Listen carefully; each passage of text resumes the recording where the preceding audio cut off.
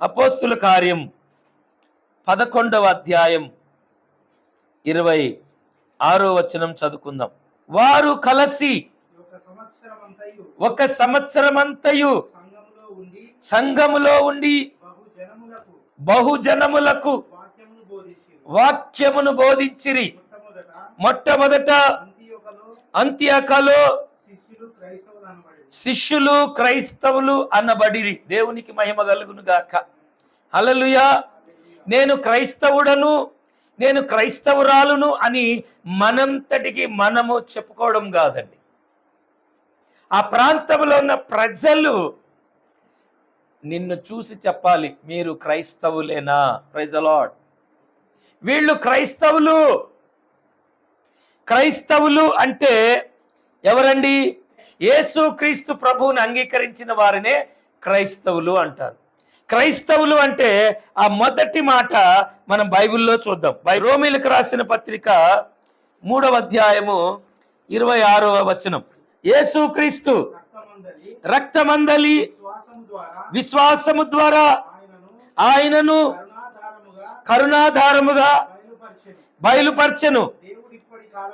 దేవుడిప్పటి కాలమందు తన నీతిని కనబరచు నిమిత్తము తాను నీతిమంతుడను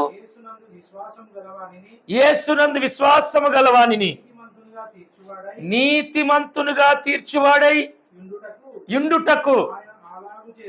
ఆమేన్. దేవుని స్తోత్రం. హల్లెలూయా. ఇప్పుడు క్రైస్తవుడు అంటే ఎవరండి? నీతిమంతుడు. చెప్పండి, క్రైస్తవుడు అంటే ఎవరు? నీతిమంతుడు. ఎలాగు నీతిమంతుడయ్యాడంటే యేసు క్రీస్తు యొక్క రక్తము చేత కడగబడి శుద్ధీకరించబడి పరిశుద్ధపరచబడ్డాడనమాట. దేవుని స్తోత్రం. కాబట్టి క్రైస్తవుడు అంటే ఎవరు? నీతిమంతుడు, అవినీతిమంతుడు కాదు. చెప్పండి. క్రైస్తవుడు అంటే ఎవరు? నీతిమంతుడు. దేవునికి మహిమ కలుగునుగాక. అవినీతిమంతుడు కాదు. అవినీతి పనులకు, అవినీతికరమైనటువంటి కార్యాలకు క్రైస్తవుడు ఎప్పుడు కూడా వారిలో పాలిభాగస్తుడు కాడు, కాలేడు కూడా. దేవునికి మహిమ కలుగునుగాక. బైబిల్లో నుండి మరొక వచనాన్ని మనం చూద్దాం. చూడండి, మత్తయి సువార్త 1వ అధ్యాయం 23వ వచనం.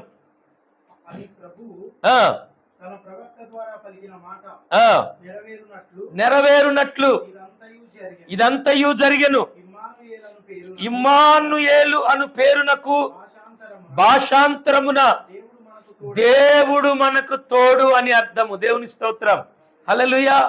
క్రైస్తవుడు అంటే ఆ వ్యక్తికి ఎవరు తోడుంటారు? దేవుడే తోడుంటాడు, కానీ మరి ఇంకెవరు తోడు ఉండరు. దేవుని స్తోత్రం. నిజమైన క్రైస్తవులకు తోడు ఎవరుంటారండి? దేవుడే. దేవుడు తప్ప ఆ వ్యక్తికి ఇక తోడు ఎవరు ఉండరు. మనం ఏం చేస్తామంటే ఎవరైనా మనకు తోడుగా ఉంటే బాగుండు, ఎవరైనా మనకు సహాయం చేస్తే బాగుండు, ఎవరైనా నన్ను ఆదుకుంటే బాగుండు, ఎవరైనా నన్ను ఆదరిస్తే బాగుండు అనేటువంటి ఆలోచనలు మనము కలిగి ఉంటాం. కానీ ఇక్కడ బైబిల్ ఏం చెప్తుందంటే దేవుడే మనకు తోడై ఉన్నాడు. ఆమేన్. ఇంతకంటే గొప్ప వ్యక్తి ఇంకా ఎవరు కూడా ఈ భూమి మీద ఉంటారు? చెప్పండి. లూకా సువార్త 2వ అధ్యాయం 11వ వచనం. దావీదు పట్టణమందు నేడు రక్షకుడు మీ కొరకు పుట్టి ఉన్నాడు. ఈయన ప్రభు అయిన క్రీస్తు. దానికిదే మీ కానవాలు. చాలండి, దానికిదే. ఎవరంట? దావీదు పురమునందు నేడు రక్షకుడు మీ కొరకు పుట్టి ఉన్నాడు. ఈయన ప్రభు అయిన క్రీస్తు. దేవునికి మహిమ కలుగునుగాక. ఈ లోకములో మనకు రక్షకుడు ఉన్నాడు. దేవుని స్తోత్రం చెప్పండి. హల్లెలూయా. మనకు రక్షకుడు ఉన్నాడు. ఆయన పేరే ప్రభు అయిన యేసుక్రీస్తు. ఈ లోకములో మనం అనుకోవచ్చు మనల్ని రక్షించేవారు ఎవరు లేరు, మనం పడిపోతే మనల్ని లేవనెత్తేవారు ఎవరు లేరు, మనం కృంగిపోతుంటే అయ్యో మీరు కృంగిపోతున్నారని లేవనెత్తేవారు ఈ లోకంలో ఎవరు లేరు. కానీ ఒక్కటి బైబిల్ చెప్తుంది, నీకు రక్షకుడు ఉన్నాడు. హల్లెలూయా. నువ్వు పడిపోతుంటే నిన్ను లేవనెత్తడానికి, నువ్వు కృంగిపోతుంటే నిన్ను బలపరచడానికి, నిన్ను సురక్షితమైన స్థలానికి నడిపించడానికి, నిన్ను కాపాడడానికి, ఇదిగో దావీదు పట్టణమందు నీ కొరకు రక్షకుడు పుట్టి ఉన్నాడు. దేవుని స్తోత్రం. హల్లెలూయా. ఆయన పేరు ప్రభు అయిన యేసుక్రీస్తు వారు. దేవునికి మహిమ కలుగును గాక. హల్లెలూయా. చూడ మరొక మాట మనం చదువుకుందాం. చూడండి, హెబ్రీలు రాసిన పత్రిక 7వ అధ్యాయము 26వ వచనం.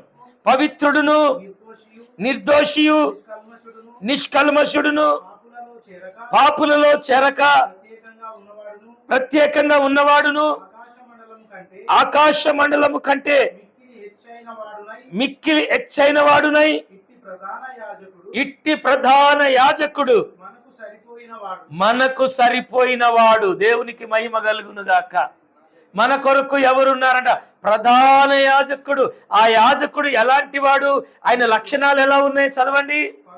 పవిత్రుడు, నిర్దోషి, నిష్కల్మషుడు, పాపులలో చేరక ప్రత్యేకింపబడిన వాడు. దేవునికి మహిమ కలుగును గాక.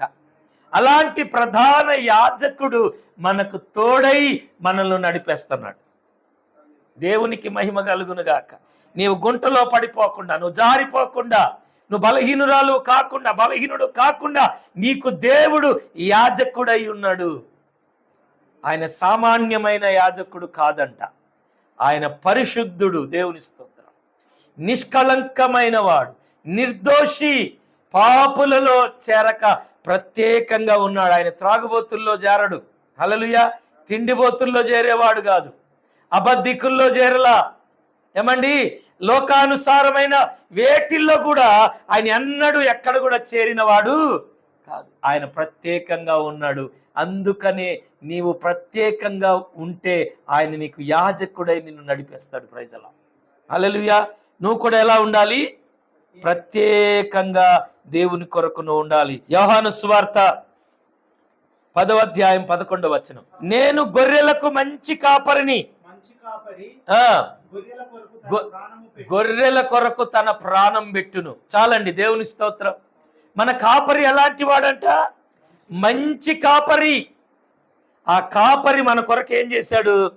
తన ప్రాణాన్ని పెట్టాడు. ఈ లోకంలో మన కొరకు ప్రాణం పెట్టేవాళ్ళు, ప్రాణం కంటే ఎక్కువగా ప్రేమించేవాళ్ళు ఎవ్వరూ లేరు. దేవుని స్తోత్రం. కష్టం వచ్చినప్పుడు, వ్యాధి వచ్చినప్పుడు, కరువు వచ్చినప్పుడు, లేమి కలిగినప్పుడు మనల్ని విడిచిపెట్టిన వెళ్ళిన వారు ఎంతో మంది మనకున్నారు. తెలుసు కదండి. చాలామంది మన కష్టం వచ్చినప్పుడు మనతో ఉంటారా? ఉండరు. వ్యాధి వచ్చినప్పుడు ఉంటారా? కరువుల్లో ఉంటారా? మన జేబులో రూపాయి డబ్బులు లేనప్పుడు ఉంటారా? ఉండరు. కానీ ఇక్కడ బైబిల్ చెప్తా ఉంది, మన కాపరి, మనల్ని పోషించేటువంటి కాపరి ఆయన మన కొరకు ప్రాణాన్ని పెడతాడంట. దేవుని. హల్లెలూయా.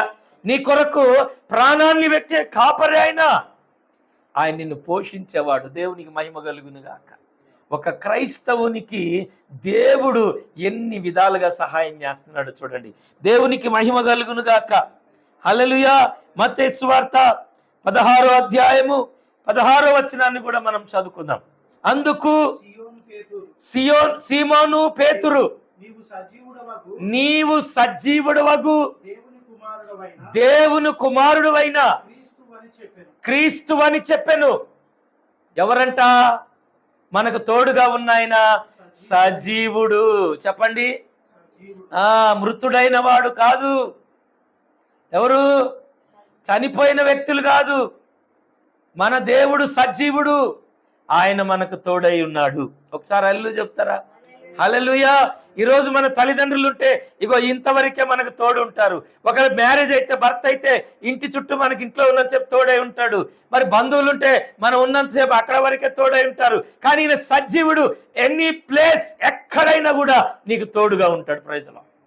నువ్వు ఏ దేశం వెళ్ళినా, ఏ రాష్ట్రం వెళ్ళినా, ఏ గ్రామంలో ఉన్నా, ఏ పట్టణంలో ఉన్నా, ఏ పరిస్థితిలో ఉన్నా, ఎక్కడున్నా కూడా ఈ సజీవుడైనటువంటి మన దేవుడు, నా దేవుడు, నీ దేవుడు ఎక్కడైనా కూడా ఆయన నీకు తోడుగా ఉంటాడు. నిన్ను రక్షించడానికి తన హస్తము చాపుకొని అక్కడ ఉంటాడు. నువ్వు ఏ దేశంలో ఉన్నా, నువ్వు మనుషులను మరి రక్షకులుగాను సజీవులుగాను తోడుగాను నువ్వు మార్చుకుంటే వాళ్ళు కొంతకాలమే నీతో ఉంటారు. గట్టిగా అల్లు చెప్పండి. ఎంతకాలము? కొంతకాలమే. కానీ ప్రియమైన దేవుని బిడ్డలారా, నువ్వు ఆరాధిస్తున్న దేవుడు, మనం ఆరాధిస్తున్న దేవుడు, ఆయన మృతుడైనను సజీవుడై ఉన్నాడు. సమాధిని గెలిచి తిరిగి లేచిన దేవుడు ఆయన. Praise the Lord. హల్లెలూయా. దేవునికి మహిమ కలుగునుగాక. దేవునికి స్తోత్రం. మరొక విషయాన్ని మనము చదువుకుందాం. చూడండి, మత్తయి సువార్త 4వ అధ్యాయము 23వ వచనాన్ని చదువుకుందాం.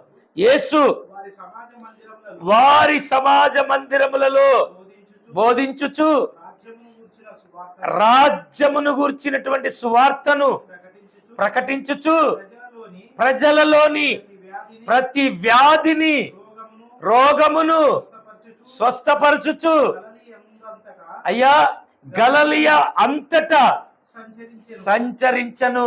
మనము ఆరాధిస్తున్న దేవుడు, ఈ క్రైస్తవుడని గుర్తించి పిలిచినటువంటి మనలకి తోడై ఉన్న దేవుడు ఎలాంటి దేవుడు అంటే నీ ప్రతి రోగమును స్వస్థపరుస్తాడు. హల్లెలూయా. నీ ప్రతి వ్యాధిని ప్రతి రోగమును కూడా స్వస్థపరచి నిన్ను విడిపించే దేవుడు. ఆమేన్ చెప్తారా? హల్లెలూయా.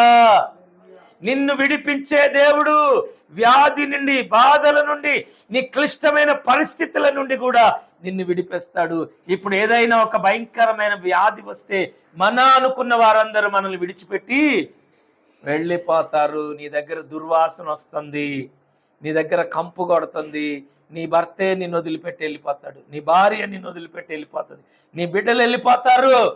కానీ నువ్వు ఆరాధిస్తున్న దేవుడు ఆ కంపులోకి వచ్చి నిన్ను స్వస్థపరుస్తాడు. హల్లెలూయా. ఆ రోత, ఆ కంపు ఆయన అవేవి కూడా పట్టించుకోడు. అలనాడు కుష్ఠరోగులను చూసి చాలా మంది పారిపోతున్నారు, వెనక్కి వెళ్ళిపోతుంటే కుష్ఠరోగుని ముట్టి స్వస్థపరిచాడు ఆయన. దేవుని స్తోత్రం. హల్లెలూయా. ఏం చేశాడు? కుష్ఠి రోగులను ఆయన ముట్టి స్వస్థపరిచాడు, బాగు చేశాడు. ఇవాళ నీ స్థితి ఎంత దుర్భరమైనదైనా సరే, నువ్వెంత నీచమైన పరిస్థితిలో ఉన్నా, ఎలాంటి కళంకమైన పరిస్థితిలో ఉన్నా, ఎలాంటి స్థితిలో ఉన్నా కూడా ఆయన నిన్ను కౌగిలించుకొని స్వస్థపరిచి నిన్ను పరిశుద్ధుడుగా నీతిమంతుడుగా మార్చే దేవుడు ఆయన. దేవుని స్తోత్రం చెప్పండి. హల్లెలూయా. దేవునికి మహిమ కలుగును గాక. ఎఫెసీయులకు రాసిన పత్రిక 1వ అధ్యాయము 7వ వచనం చదవండి. దేవుని కృపా మహదైశ్వర్యమును బట్టి ఆ ప్రియునియందు ఆయన రక్తము వలన మనకు విమోచనము అనగా మన అపరాధములకు క్షమాపణ మనకి కలిగి ఉన్నది. దేవుని స్తోత్రం. హల్లెలూయా. నీవు చేసిన అడ్డగోలి పాపాలన్నిటికీ కూడా ఆయన దగ్గరే నీకు క్షమాపణ దొరికిందంట. Praise Lord. హల్లెలూయా. మనం చేసిన దౌర్భాగ్యమైన పనులు, మనం చేసిన తప్పుడు పనులు, పాపాలు, ఘోరమైన పనులు, ఇవన్నిటిని కూడా ఆయన క్షమించే దేవుడు అంట. Praise Lord. హల్లెలూయా. ఈ లోకంలో ఏదైనా తప్పు జరిగితే పొరపాటున వెళ్ళి అయ్యా ఇదిగో నీ పట్ల ఈ పొరపాటు చేశానంటే ఆడు మనల్ని క్షమించడు. క్షమిస్తాడా? మనం ఉన్నది ఉన్నట్టు యథార్థంగా చెప్పుకున్నా కూడా క్షమించే మనుషులు ఈ లోకంలో లేరు. దాని గురించి ఇంకా ప్రకటన చేసి మనల్ని ఆగం చేస్తారు. దేవుని స్తోత్రం. హల్లెలూయా. అగో పలానా విశ్వాసి, పలానా క్రైస్తవుడు అంటాయా, పలానా బ్రదర్ ఇలాంటి వాడంట. దేవుని స్తోత్రం. ఆయన ఒప్పుకున్నాడు, ఆయన పాపాన్ని కడిగేసుకున్నాడు, తన అతిక్రమలు ఒప్పుకొని విడిచిపెట్టాడని చెప్పరు. ఏం చెప్తారు? ఓ దావీదు బెస్తబాతో పాపం చేశాడండి, దావీదు ఎలా పరిశుద్ధుడవుతాడు అని చెబుతారు. దేవుని స్తోత్రం. ఓ పేతురు అబద్ధీకుడు అండి, 3 సార్లు ఆయన అబద్ధం ఆడండి, అబద్ధీకుడు అండి అని చెప్తారు. అవునా? మరి వీళ్ళందరినీ దేవుడు ఏం చేశాడు? క్షమించాడు. అది చెప్పరే. దేవునికి మహిమ కలుగును గాక. అది చెప్పరు. వీళ్ళు ఏంటంటే వీళ్ళు స్టార్టింగ్లో ఆ మొదటి 2 మాటలే వింటారు కానీ చివరి దాకా వినరు. చూడండి, మనం యూట్యూబ్ ఓపెన్ చేసినప్పుడు కొంతమంది ఏం చెప్తారంటే మీరు చివరి దాకా వినండి అని చెప్తారు. ఏమంటారు? మీరు చివరి దాకా వింటే మీకు అర్థమవుతుంది. ఒక వ్యక్తితో మనం సహవాసం చేసేటప్పుడు ఆ వ్యక్తితో మనకున్న అనుబంధాన్ని బట్టి అతని గురించి పూర్తిగా తెలియాలంటే మనం అతనితో కరెక్ట్గా సహవాసం చేయాలి. దేవుని స్తోత్రం. హల్లెలూయా. అలా చేసినప్పుడు తప్పులు ఒప్పులు అన్నీ మనకు క్లారిటీగా తెలుస్తాయి. ఎక్కడ తప్పు జరిగింది, ఆ తప్పుకి ఎక్కడ క్షమాపణ దొరికింది. దేవుని స్తోత్రం. హల్లెలూయా. కానీ లోకం ఏం చేస్తంటే మనలో ఉన్న ఆ తప్పులనే వెతుకుతుంది కనుక దేవుడు మనల్ని క్షమించిన సంగతి వాళ్ళకి తెలియదు. మన గురించి చెడుగా ప్రచారం చేసి వాళ్ళు తప్పును పడుతున్నారు. దేవుని స్తోత్రం చెప్తారా? హల్లెలూయా. వాళ్ళు తప్పును పడి వాళ్ళు దేవునికి దూరమయ్యి వాళ్ళు నరకానికి పాత్రులు అవుతున్నారు. అలా అవ్వకూడదని నేను కోరుకుంటున్నాను. దేవుని స్తోత్రం చెప్పండి. హల్లెలూయా. దేవుడు అందుకనే బిలాం అంటాడు. బిలాం ఏమంటాడంటే, బిలాం ప్రవక్త, దేవుడు ఆశీర్వదించిన వారిని నేను క్షమించుట నా వల్ల కాదు. దేవుడు ఒకసారి నిన్ను క్షమించిన తర్వాత ఈ మనుషులు ఎవరు ఎంతమంది నిన్ను ఎన్న అనుకున్నా కూడా నువ్వు ఎవ్వరికి భయపడాల్సిన అవసరం లేదు. అందుకనే బైబిల్ ఏం చెప్తుందంటే, మత్తయి సువార్త, మరి చాలాసార్లు మీకు చెప్పాను, మత్తయి సువార్త 5వ అధ్యాయము 11వ వచనంలో ఇదే ప్రచారం చేస్తారు ప్రజలు. ఇదే మాటలు చెప్తా ఉంటారు. ఎంత లెక్కపోయినా వాళ్ళ మాటలు మారవు. చూడండి అక్కడ ఏముందంటే 5వ అధ్యాయం 11వ వచనం చూడండి. నా నిమిత్తము జనులు మిమ్మల్ని నిందించి హింసించి మీ మీద అబద్ధాలు చెడ్డ మాటలల్లా పలుకున్నప్పుడు మీరు ధన్యులు. దేవునికి మహిమ కలుగును గాక. దేవుడు క్షమించి, దేవుడు వాడుకుంటుంటే, దేవుడు క్షమించి, దేవుడు పోషిస్తుంటే, దేవుడు క్షమించి క్షేమంగా నడిపిస్తుంటే కొందరికి ఏమవుతారంటే కొందరు చెడుగా అబద్ధాలు ప్రచారం చేస్తూ ఉంటారు. దేవుని స్తోత్రం. హల్లెలూయా. అప్పుడు దేవుడు ఏమంటున్నాడంటే, మీరు ఆనందించి మీరు గంతులేయండి. దేవుని స్తోత్రం. హల్లెలూయా. పరలోకములో మీకు ప్రతిఫలం అధికమవుతుంది, భూమి మీద కాదంట. ఎక్కడ? పరలోకములో. నిన్ను ఈ లోకములో ఎంతమంది నిన్ను నిందిస్తారో, అవమానిస్తారో, నీ గురించి చెడుగా ప్రచారం చేస్తారో, నేను చేసినంత కాలము నీ ప్రతిఫలం ఎక్కడ అధికమవుతుంది?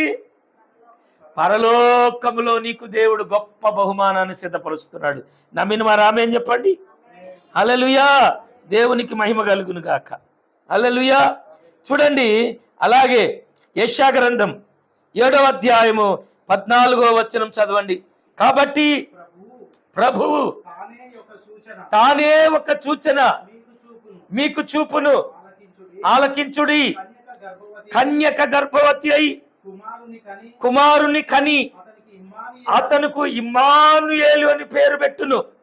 దేవునికి మహిమ కలుగును గాక. చూడండి, దేవుడంట మన జీవితంలో సూచనలు చేయబోతున్నాడు. దేవునికి మహిమ కలుగును గాక. ఏ ప్రజల మధ్యలో అయితే, ఎక్కడైతే నీకంటూ ఎవరైతే నిన్ను నమ్మరో, గుర్తించరో, ప్రభువే తానే ఒక సూచక్రియ, తానే ఒక అద్భుతం, తానే ఒక ఆశ్చర్యమైన కార్యం ఆ రోజుల్లో దేవుడు యెషయా గ్రంథం 7:14లో ఎలాగైతే ఒక అద్భుతాన్ని చేసి అక్కడ ఉన్నటువంటి ప్రజల కన్నుల ఎదుట తన నామాన్ని ఎలా మహిమపరుచుకున్నాడో, ఈరోజు నీ ఎదుట నీ జీవితంలో కూడా దేవుడు అద్భుతము చేసి అన్యజనుల మధ్యలో దేవుడు నిన్ను ఆశీర్వదించబోతున్నాడు. నమ్మిన వారు ఆమేన్ చెప్తారా? హల్లెలూయా చెప్పండి. నమ్మినారు ఆమేన్ చెప్పండి. దేవుడు నీ ఎదుట, నీ కన్నుల ఎదుట, నీ పక్షములో నీ ప్రార్థన ఆలకించి నీ జీవితంలో దేవుడు అద్భుతము చేయబోతున్నాడు. అంటే మన దేవుడు ఆశ్చర్యకరుడు, ఆలోచన కర్త, సమాధానకర్త, నిత్యుడగు తండ్రి. దేవునికి మహిమ కలుగునుగాక. హల్లెలూయా. చూడండి, మొదటి యోహాను రాసిన పత్రిక 4వ అధ్యాయము 10వ వచనం చదువుకుందాం. దేవుని నానా విధమైన కృప విషయమై మంచి గృహ నిర్వాకులై ఉండి